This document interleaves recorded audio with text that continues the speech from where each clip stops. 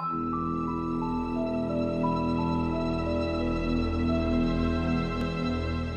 one of the chapters begins with a little quote from a section of the Bible that the story is from. This one is from Samuel.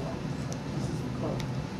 David fled the wrath of Saul and took refuge in the cave of Adullam. His brothers and all his father's family heard of it and joined him there. Damp and cold in winter and summer, smoke-filled when it rained, the air in our caves was heavy with the smell of cooked food and unwashed bodies, which no amount of fresh straw or burning herbs could quite dispel. But I was born there, and for the first 12 years of my life that was home, and I liked it well enough. The caves were witness to my first visions and my initiation into prophecy. I would see things in water and in fire, and they would turn out to be true.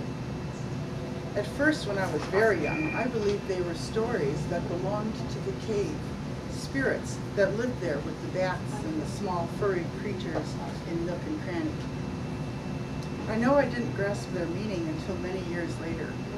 Watery images of my father and mother meeting on a desert road, looking young and love-struck. Or a glimpse in a cook fire of my father as a mere lad, alone in the midst of a circle of men, while a very old man with a long beard poured oil on his golden curls. The very first vision that struck home to me, that spoke to me as an actual foretelling, appeared on a cavern wall streaming with water from some hidden spring. My father and his men hiding in the forest near our caves. It was a sign to me that he was almost home again, David the bandit, David the future king. Hashem, the Lord, has anointed me to be king, my father always insisted.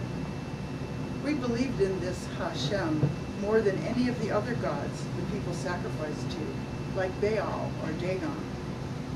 He was a strange god, more demanding than the others, but definitely more powerful. We were not even allowed to say his real name for fear of being struck down, so we called him Hashem, which simply means the name.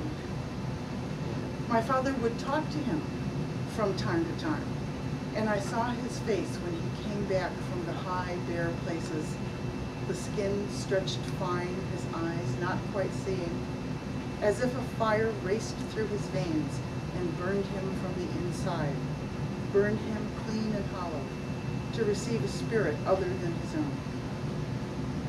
I wanted to feel this same spirit. Though I was barely 12 years old and a girl, I had the sight as my mother once did, and I knew I would wield a power beyond what she could imagine. I remember the day the first prophecy took me. It was the day my father came home.